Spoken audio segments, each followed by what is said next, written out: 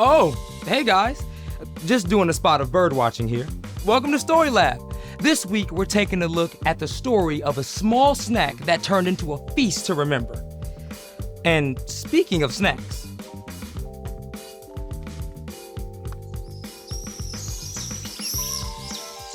oh, that's so pretty.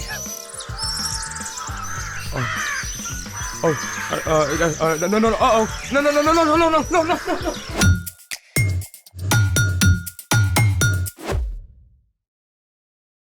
Hey guys, welcome to Story Lab. I'm Carter. And I'm Zeke. This month, we're talking about how everything we have is a gift from God. So we can give freely to others. Special delivery for Carter. It's here. Carter?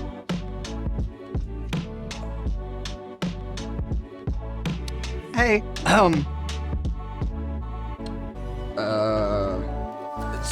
so today, hey, watch this. Oh, this is pretty easy. Let's go higher. What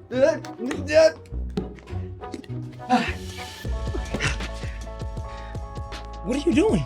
You left me hanging here. Sorry, man. Look, I'm just so excited about this gift that I ordered for my little cousin. Well, let's see.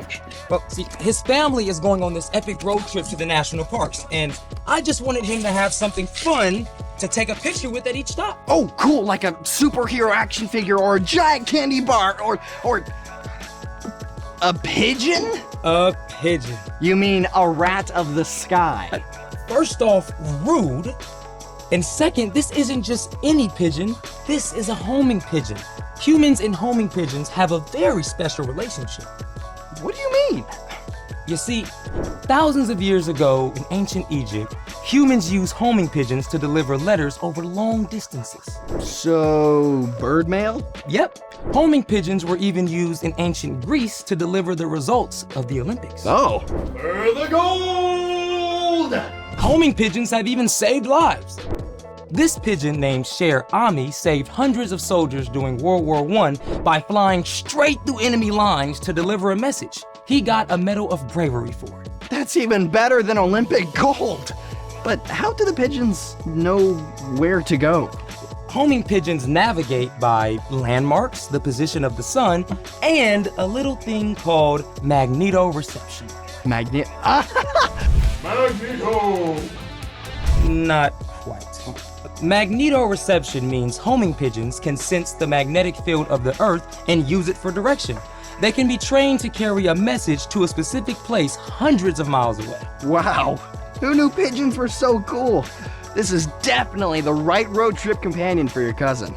Hey, let's take our own road trip first. I don't think we have time for that in one episode. I have a plan. Well then, let's do it! Time for our own virtual road trip with a little movie magic.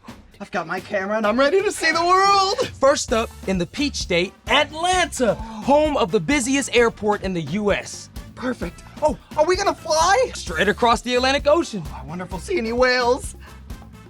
Perfect. That's the Berlin Cathedral in Germany. Oh, guten Morgen, mein Freund. Perfect. Oh, I know this one. It's Timbuktu in Mali.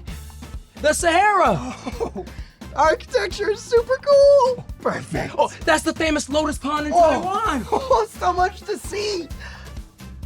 Amazing. Oh, man. Who knew a gifted pigeon could make such a cool and fun side quest? Speaking of giving, it's time for... The story before the story. Today, we're in the book of 1 Kings, which picks up right where 2 Samuel leaves off, at the end of King David's life. Everything had started off great with the glorious reign of David's son, King Solomon. But toward the end of Solomon's life, things began to fall apart. A short time later, the kingdom split in two. After that, most of the kings who ruled God's people were kind of terrible. And King Ahab was one of the worst. He led the people far from God. So God raised up a prophet named Elijah. Elijah warned that because Ahab had turned away from God, the land would experience a time of no rain. Which is where our story starts. Take it away. Hey everybody, I'm Brian, and I gotta set the scene for today's epic story. See, King Ahab had been an absolute train wreck for Israel, leading the people to worship the false god Baal. But then Elijah showed up to confront him. I serve the Lord. He is the God of Israel. You can be sure that there won't be any dew or rain on the whole land during the next few years. It won't come until I say so. You impertinent knave. As you can imagine, Ahab was not happy with Elijah. The false god Baal was supposed to control the weather, and when all the rain stopped, it meant that the one true God was more powerful than Baal. Elijah needed to escape from Ahab's anger, so God sent Elijah east to hide in a place called the Kerith Valley. God said, "You will drink water from the brook. I have directed some ravens to supply you with food." So during the time of no rain, Elijah drank from the stream and received his food from a flock of ravens every morning and every evening. You might call his meal delivery service Bird Dash. But meanwhile, outside Elijah's hidden valley, the land was in trouble. With no rain, wells began to dry up, the crops failed, life was hard for everyone, but especially for a widow in the town of Zarephath. Gather sticks and fan the flame. Bread's all gone. Who's to blame? Now, at this time, if a woman's husband died, she had no way to support herself or her children, and during a time of famine, survival was nearly impossible. I mean, this widow was in desperate trouble. The drought was so bad that even Elijah's brook finally dried up. God told him, "Go right away to Zarephath. I have directed a widow there to supply you with food." Okay, now if I was Elijah, I would have a lot of questions. First off, Zarephath was in enemy territory. Second, Zarephath was about 85 miles away. And third, as we've seen, a widow would be the last person to have extra food to share. But Elijah trusted God, and he made the long, hot journey. And when Elijah arrived, he found the widow gathering sticks for firewood. I've been traveling for days, and I'm so thirsty. Would you bring me a little water? Well, yes. All right.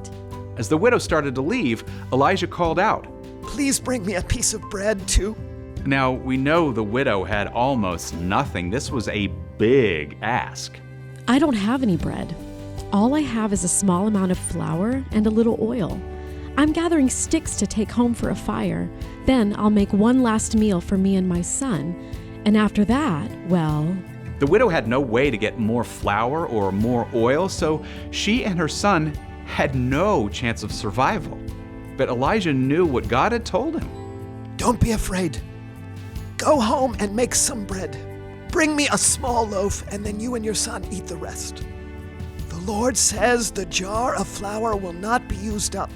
The jug will always have oil in it until the day the Lord sends rain.